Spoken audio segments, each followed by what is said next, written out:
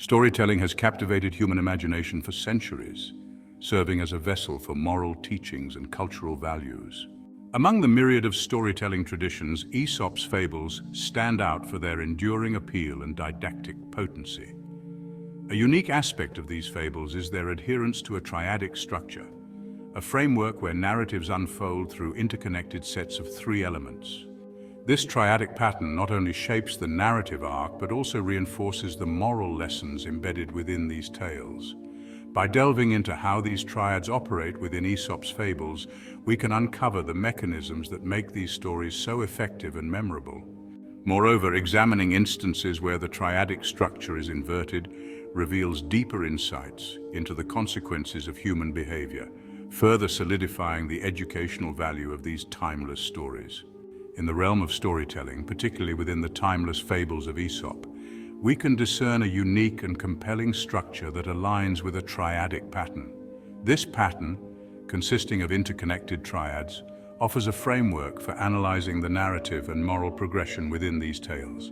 By examining how sets of three interrelated concepts form both negative and positive conditions within the narrative, we can elucidate the underlying dynamics that render these stories both effective and memorable. Additionally, some fables invert this structure, transitioning from a positive state to a negative outcome, highlighting the consequences of detrimental behaviors. A triadic pattern in the context of fables consists of three key elements or stages, which can be seen as sets of interconnected concepts that create both a negative balance and a positive resolution. This structure can be observed through the negated pattern, transformation, and positive condition. The initial state is characterized by a balance of negative factors that set up the conflict or problem in the story. The process or actions taken by the characters address and overcome the negative balance. This middle stage involves the journey of confronting and resolving the negative triad. The resolution or outcome replaces the negative triad with a positive one, reaffirming a moral lesson. In the fable of the tortoise and the hare, the initial state presents a negated pattern embodied by the hare's pride, boasting, and overconfidence. These three interconnected traits create an imbalance and set the stage for the conflict. The transformative process involves the race itself, where the hare's decision to nap due to overconfidence and the tortoise's steady, persistent effort come into play.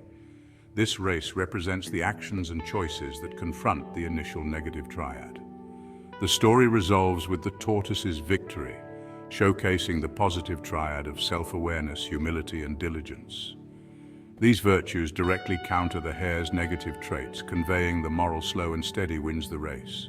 Similarly, The Fox and the Grapes begins with the fox's desire, frustration, and envy. These elements form a negative triad that creates tension and drives the fox's actions. Through repeated attempts to reach the grapes and eventual failure, the fox undergoes a transformative process. This stage highlights the struggle against the initial negative state. The resolution comes when the fox rationalizes its failure by declaring the grapes were probably sour. This coping mechanism forms a positive triad of rationalization, acceptance, and self-justification. The morale, "it's easy to despise what you cannot have," underscores the human tendency to devalue the unattainable. Some fables invert the triadic structure, transitioning from a positive state to a negative outcome. This reversal is equally potent in delivering moral lessons, as it emphasizes the consequences of detrimental behaviors. In The Boy Who Cried Wolf, the story begins with the shepherd boy enjoying a triad of trust, cooperation, and responsibility. The villagers believe him and are willing to help, creating a harmonious and positive state. The boy's repeated false alarms lead to the transformation stage, where his actions erode the villagers' trust. The deception and subsequent disbelief form a crucial part of the narrative journey. The final state is marked by the negative triad of distrust, neglect, and consequences. When a real wolf appears, the villagers ignore the boy's cries, resulting in the loss of the sheep. The moral "liars are not believed even when they speak the truth" is powerfully conveyed through this reversed structure.